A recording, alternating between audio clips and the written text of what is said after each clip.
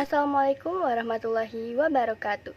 Halo teman-teman semuanya, perkenalkan nama saya Siti Salma Sabila dari kelas 10 TJKT 2. Saya akan menjelaskan kembali materi yang ada pada modul Cisco Switching yang berjudul IP Address dan Subnetting. Nah, jadi IP Address ini adalah alamat atau identitas suatu device agar bisa saling berkomunikasi. Jadi, setiap device seperti komputer atau HP pasti memiliki yang namanya IP Address. Lalu, subnetting ini adalah upaya atau proses untuk memecah sebuah network dengan jumlah host yang cukup banyak menjadi beberapa network dengan jumlah host yang sedikit. Teknik subnetting ini kita membuat jaringan dengan skala yang cukup luas dan tidak dibatasi oleh kelas-kelas IP yang sudah ditentukan. Intinya, subnetting ini adalah pemecahan IP. Di sini ada IP classful dan juga IP classless. IP classful ini adalah sistem pembagian IP yang menggunakan kelas tetap seperti kelas A, B, C, dan juga E untuk menentukan network ID dan host ID tanpa memperhatikan subnet mask tambahan. Sedangkan IP classless adalah sistem yang tidak lagi terikat pada kelas IP tertentu, melainkan menggunakan CIDR atau classless interdomain routing untuk menentukan network dan host dengan prefix. Sebelum adanya classless, memang classful ini menjadi teknik yang digunakan dalam pembagian subnetting. Tapi dikarenakan classful ini sudah menetapkan kelasnya, jadi cukup membuat rumit bagi beberapa skala perusahaan jaringan yang mungkin lingkungannya itu masih sedikit. Contohnya, kita punya 5 lab, isinya 5 komputer. 5 kali 5 kan 25 ya. Nah, bagaimana caranya kita memberikan IP address? Kalau kita pakai classful, pasti akan sulit pembagiannya karena sudah ditentukan kelasnya. Jadi, kita akan sulit mencari suatu jaringan yang pas. Nah, sedangkan kalau classless itu tidak terikat lagi dengan kelas A, B, C, melainkan menggunakan teknik CIDR, sehingga kita bisa menentukan network atau jumlah jaringan yang pas untuk jaringan skala yang sesuai dengan perusahaan atau jaringan yang kita punya. Untuk lebih jelasnya, CIDR atau Classless Interdomain Routing ini adalah sebuah metode untuk mengelola alamat-alamat IP tanpa mengikuti sistem kelas, dengan menggunakan notasi yang lebih ringkas yaitu slash atau biasa disebut prefix. CIDR memungkinkan kita melakukan supernetting, yaitu menggabungkan beberapa blok IP menjadi satu jaringan yang lebih besar. Selain itu, kita juga bisa membuat subnet yang lebih kecil secara presisi, sehingga tidak ada alamat IP yang terbuang percuma. Tujuannya yaitu mempermudah penulisan dan pengelolaan subnet mask. Dalam IP address, itu ada 4 oktet yang berjumlahkan 32 bit, di mana setiap oktet berjumlah 8 bit. Nah, IP address ini menggunakan bilangan desimal dengan rentang angka dari 0 sampai 255, tidak kurang maupun tidak lebih. Atau kalau dijumlahkan, IP address itu memiliki 256 internet ya teman-teman. Nah, ini adalah contoh IP address. IP address kan cuma yang 4 oktet ini ya. Nah, terus yang slash 24 ini apa? Itu disebut prefix atau total IP ya teman-teman. Sebelum adanya konsep classless, ada yang namanya classful yang dimana terdiri dari beberapa kelas. Slash 24 ini termasuk ke jaringan kelas C. Nah, karena yang sering dipakai itu adalah kelas A, B, dan C, maka kita tidak akan mempelajari kelas D dan E, karena kelas D dan E itu sudah jarang sekali digunakan. Kalau kelas A ini biasanya dipakai untuk jaringan yang skalanya sangat besar. Kelas B menengah, dan kelas C ini adalah hal umum yang biasa dipakai di LAN dan juga bisa di WAN. Nah, prefix ini adalah total IP address yang bisa kita gunakan untuk kita memberi alamat kepada device-device yang akan digunakan. CIDR itu hanya menentukan total IP-nya atau subnet mask-nya. Nah, di CIDR ini kita hanya mencari prefix saja ya. Contohnya di sini ada nilai desimal tiap bit. Ada bilangan-bilangan kelipatan 2, di mana ini itu adalah sebuah patokan dalam kita menggunakan metode CIDR ataupun VLSM. Misalkan di sini kita punya IP 192.168.0.10/25. Nah, kita akan menghitung pakai konsep CIDR, di mana kita hanya fokus ke prefixnya saja. Oke, kita kembali lagi ke bilangan kelipatan 2 tadi. Sebenarnya tiap-tiap bilangan itu ada nilai prefixnya. Kayak di sini 128 itu /25, 64 itu /26, dan juga seterusnya sampai /32. Nah, 3 kelas yang tadi aku bahas itu memiliki subnet mask yang berbeda-beda. Di sini kelas A itu 255.0.0.0. Kalau kelas B 255.255.0.0, sementara kalau kelas C 255.255.255.0. Jadi yang membedakan tiap kelas itu biasanya kita lihat dari prefixnya. Karena IP kita tadi /25 berarti dia masuk di kelas C.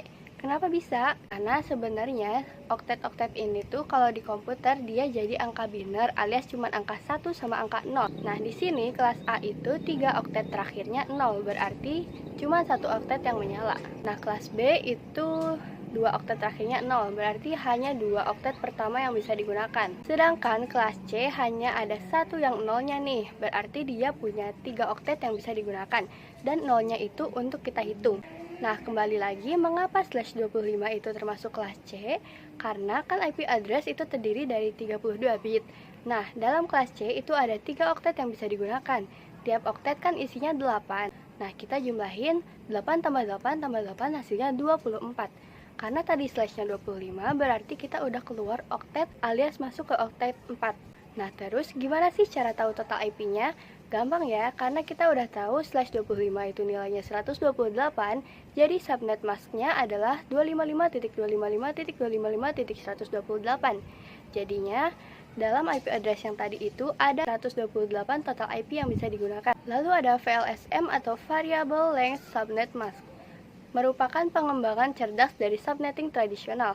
Di dalam VLSM, subnetting dilakukan berdasarkan jumlah host yang dibutuhkan untuk setiap subnet, sehingga memungkinkan penggunaan subnet yang lebih efisien daripada subnetting klasik. Kalau dulu kita bagi jaringan sama rata, di VLSM kita hitung dulu berapa jumlah host yang benar-benar dibutuhkan di tiap subnetnya. Jadi, setiap subnet itu bisa punya ukuran subnet mask yang berbeda-beda sesuai kebutuhan aslinya. Efeknya apa? Penggunaan IP address jadi jauh lebih efisien. Tidak ada IP yang mubazir, dan ini sangat membantu untuk mengatur jaringan yang besar dan kompleks supaya tetap rapi dan terkontrol. Nah, dalam metode VLSM ini kita mencari 3 hal, yaitu network atau blok subnet, merupakan alamat pertama dalam subnet, berfungsi menandai jaringan. Lalu yang kedua, host, merupakan alamat IP yang dipakai perangkat dalam jaringan. Dan yang ketiga atau yang terakhir, broadcast, merupakan alamat terakhir dalam subnet, digunakan untuk mengirim pesan ke semua host dalam jaringan. Di dalam satu network pasti terdapat satu broadcast. Nah, di situ ada rumus-rumus yang digunakan pada VLSM ya. Lalu ada juga konsep blok subnet. Di sini, blok subnet itu diibaratkan ruang lab komputer. Nah, di sini kita punya 4 lab. Blok subnet ini merupakan identitas awal. Ada ruangan 1, 2, 3, dan 4. Atau kalau dianalogikan, ini tuh network 1, 2, 3, dan 4 yang menjadi beberapa kelas atau ruangan, di mana ruangan ini tidak bisa saling berkomunikasi. Kenapa? Karena mereka berbeda kelas. Kalau kelas 1 belajar sesuatu, pasti kelas 2, 3, dan 4-nya tidak tahu kelas 1-nya belajar apa. Ya, intinya ya karena mereka berbeda blok subnet. Blok subnet ini hanya bisa saling berkomunikasi atau bertukar pesan dengan satu IP atau blok yang sama saja. Lalu, bagaimana caranya agar mereka bisa saling berkomunikasi? Nah, dalam suatu device atau Cisco, itu ada yang namanya switch dan juga router. Switch itu perangkat jaringan yang bisa menghubungkan jaringan satu dengan yang lainnya dalam satu blok subnet yang sama. Nah, misalkan ada 4 PC yang tersambung ke switch.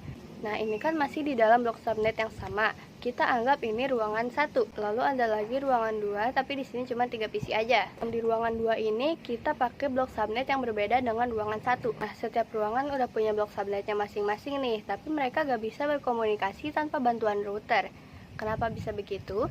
Karena router berfungsi untuk menggabungkan jaringan satu dengan yang lainnya dengan blok subnet yang berbeda. Bukan hanya switch atau router, tapi next kita akan belajar mengenai protokol atau konfigurasi untuk menghubungkan antara blok subnet satu dengan jaringan IP lainnya, seperti VLAN trunking, routing, switching, ether channel, dan lain-lain. Makanya pantengin terus ya channel aku biar kalian bisa dapat ilmu baru setiap harinya. Nah, sekarang aku bakal ngasih tahu cara menghitung menggunakan metode VLSM. Di sini kita mempunyai IP dengan slash 27. Tadi kan kita udah tahu ya kalau slash 25 itu nilai bitnya 128. Nah, si nilai bit ini tuh kan isinya angka-angka yang berkelipatan 2. Berarti kalau slash 26 itu nilai bitnya 64. Nah, di sini kita punya IP slashnya 27. Berarti kalau slash 27 nilai bitnya itu 32. Nah, untuk prefix atau total IP yang bisa kita gunakan itu kita tandai dengan 111 karena itu adalah bilangan biner yang akan kita pakai. Jadi sisanya 0. Alias dari 16 sampai 1. Kenapa 0? Karena kita tidak pakai sampai 32, hanya sampai 27. Nah, lalu di sini ada rumusnya. Kita itu pertama-tama cari networknya dulu. Networknya ini berapa? Nah, rumus mencari network ini adalah 256 dikurangi total IP sama dengan X. X itu hasil dari pengurangan tadi. Untuk mencari prefix, itu caranya kita jumlahkan nilai bit yang tadi. Yang 128, 64, 32 itu kita jumlahkan. Nah, 128 ditambah 64 ditambah 32 itu hasilnya 224. Kita udah dapat nih X-nya. Sekarang tinggal kita kurangin 256 dikurangi 224. Hasilnya adalah 32. Jadi networknya adalah 32. Nah, 2 pangkat N itu adalah rumus untuk mencari blok subnet. Nah, tadi kan ada yang kita tandain tuh dengan angka 1. Di sini angka satunya kan ada 3. Nah, 3 itu kita masukin ke pangkat N-nya. Berarti kan jadinya 2 pangkat 3. 2 pangkat 3 itu adalah 8. Bedanya apa 32 dengan 8 ini? Kalau 32 ini nantinya kita akan buat tabel perhitungan. Seperti itu ya teman-teman. Nah, kan network itu dari 0 sampai 255. Setelah 0 ini kita masukkan network yang tadi yaitu 32. 32 ini sebagai perhitungan ke depannya. Jadi setiap hasil itu kita tambah dengan 32. Sampai mana kita harus menjumlahkan kelipatan 32 ini? Sampai terhitung ada 8 network. Ketika kita membuat tabel, network itu menjadi identitas atau menandai sebuah jaringannya. Nah, sekarang kita cari hostnya. Rumusnya itu 2H dikurang 2 sama dengan H. Kalau tadi di network kita kan ngambilnya yang angka 1 tuh. Angka satunya tuh ada berapa? Nah, kalau di host ini kita pakai angka 0-nya. Angka 0-nya ini ada berapa? Nah, di sini angka 0-nya kan ada 5. Nah, 2 pangkat 5 ini kan 32. 32 ini kita kurangin 2, hasilnya 30. Jadi ini adalah host atau IP yang bisa kita gunakan. Kenapa dikurangi 2? Karena satu untuk network dan satu untuk broadcast. Lalu yang terakhir, kita mau ngitung broadcastnya. Dengan rumus H tambah 1 sama dengan B. H ini total host. Tadi kan total hostnya 30.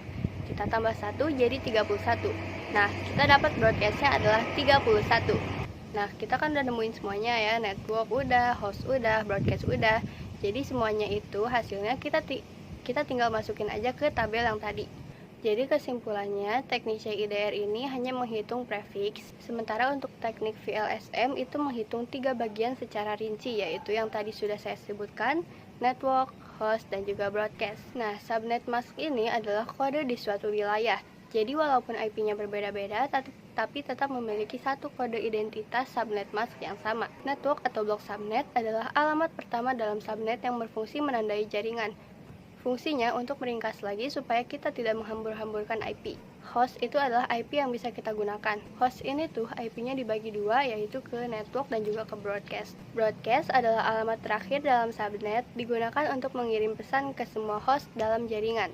Sekarang kita akan membahas konsep subnet mask. Subnet mask ini adalah identitas pada jaringan IP address. Jadi, walaupun IP address-nya itu beda subnet atau network, tapi subnet mask-nya itu semua pasti sama yang digunakan. Nah, ibaratnya IP address ini alamat rincinya, kalau subnet mask itu seperti kode pos untuk mengetahui antara wilayah A dan juga B. Nah, di sini kita akan bahas subnet mask kelas C. Untuk kelas C ini, prefixnya terdiri dari /25 sampai maksimalnya yaitu /32. Nah, kita punya IP 192.168.0.10/25. Lalu bagaimana kalau /28? Kita simpannya di sini 16. Bukan ya teman-teman, tapi kita jumlahkan antara 128, 64, 32, dan juga 16. Jadi kita jumlahkan keempat rumus ini, hasilnya adalah 224. Jadi total prefixnya /28 adalah 224. Intinya, asal kalian hafal rumus untuk menghitung prefix di kelas C ini. Nah, rumusnya itu ya nilai bit yang tadi, 128, 64, 32, 16, 8, 4, 2, dan 1. Nanti router atau switch itu mengenal IP melalui subnet mask-nya. Jadi dia ini diperlukan ya. Nah, di sini ada tabel IP address, yaitu ada kolom network, host, dan juga broadcast. Nah, kalau networknya adalah kelipatan dari angka 32 yang berjumlah 8 network, ingat dihitungnya dari 0. Karena IP address itu kan dari rentang angka 0 sampai 255. Kalau teman-teman perhatikan, angka terakhir atau 224 ini sinkron dengan subnet mask pada IP 192.16.12.90/27. Kalau networknya 0 berarti hostnya dimulai dari angka 1 sampai angka 30 karena angka sebelum broadcast. Nah, kalau kita terus-terusan pakai rumus itu satu-satu itu lama ya teman-teman. Jadi cara cepatnya itu gini. Kalau networknya 0 berarti broadcastnya 31. Nah, terus networknya 64 ini tinggal dikurangin 1 aja ya teman-teman. Jadi broadcastnya 63. Begitupun seterusnya. Nah, kenapa di sini broadcastnya baru ada 7? Karena sudah pasti broadcast terakhirnya adalah 255. Jadi kalau networknya dimulai dari 0, maka broadcast terakhirnya jelas angka 255. Nah, cara menentukan host itu, rumusnya adalah angka setelah network dan angka sebelum broadcast. Nah, kembali lagi ke IP kita yang tadi. Jadi, di manakah letak network dari IP 192.16.12.90/27? Nah, caranya itu kita lihat angka yang terakhirnya, yaitu 90. Nah, kita cari di tabel kita tadi, angka mana aja yang lebih dari 90, tapi gak kurang dari itu. Di sini kita lihat, ternyata 90 itu masuk ke baris ketiga. Jadi, IP kita tuh ada di situ ya, teman-teman. Di sini aku punya IP 192.16.12.110/25. Ada di network berapa IP di atas? Kalau misalkan diawali angka 25, berarti hanya mempunyai satu saja ya teman-teman, langsung 128 saja. Ini termasuk kelas C. 128 ini kita isi ke oktet paling terakhir yang ada di subnet mask kelas C.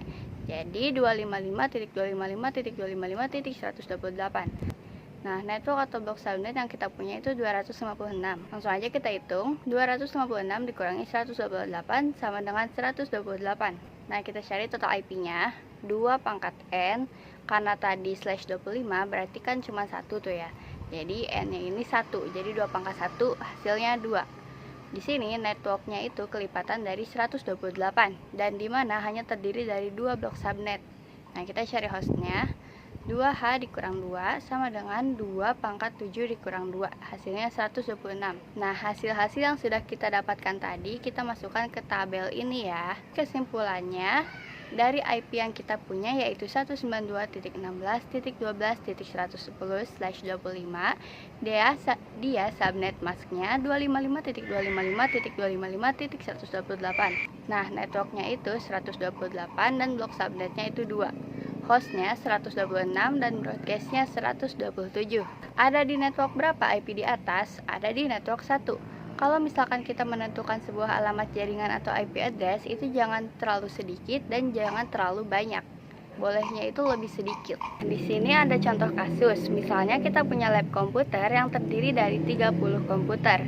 Maka, prefix atau IP address berapakah yang sesuai dengan kebutuhannya? Nah, kalau di soal 1, itu kan /25 ya. Dia networknya 128. Berarti kalau kita pakai network 128, itu terlalu banyak buat lab komputer kita. Nah, perlu teman-teman ketahui ya, kalau kita mau nentuin alamat jaringan atau IP address, itu jangan terlalu sedikit, tapi jangan terlalu banyak juga. Karena kalau kesedikitan atau tidak memenuhi angka yang diperlukan, nanti ada sisa komputer yang tidak kebagian networknya. Kalau kebanyakan, itu bakal banyak IP yang tidak terpakai, jadi mubazir. Nah, jadi sebaiknya kita itu cari yang angkanya lebih sedikit.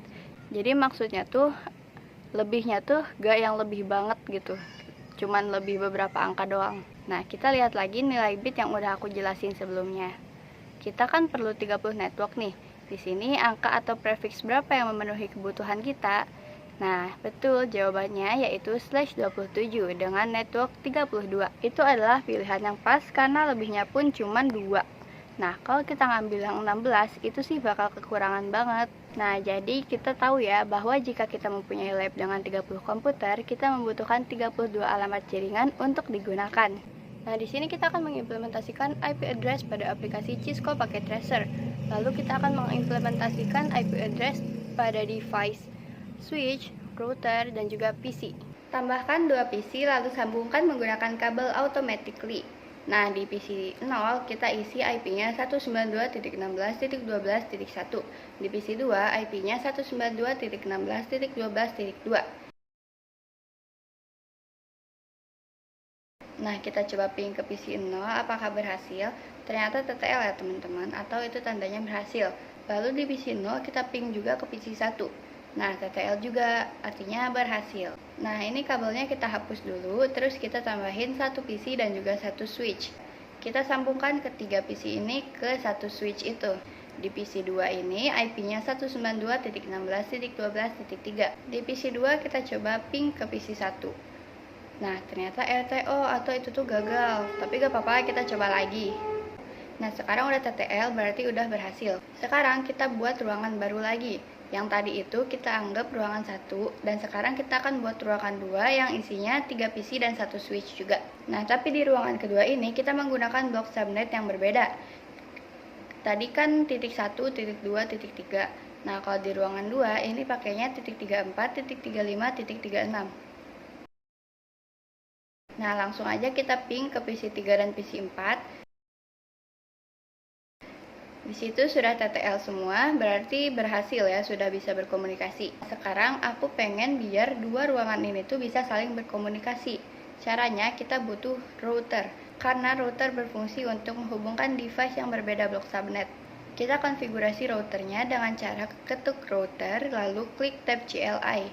Nah, kalau muncul banyak pagar gitu, tunggu aja ya. Terus kalau ada pertanyaan, kalian jawab no. Nah, untuk mengkonfigurasi routernya, kita harus masuk ke mode global configuration. Caranya kita ketik N dulu atau enable, lalu kita ketik conft.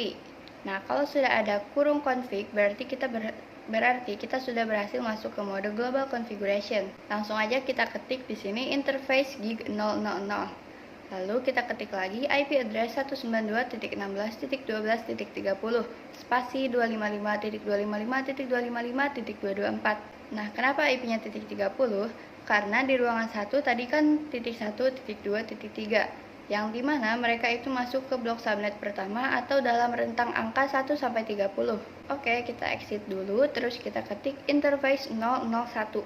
Kita ketik IP address 192.16.12.62 spasi 255.255.255.224. Kita exit, terus kita close tabnya.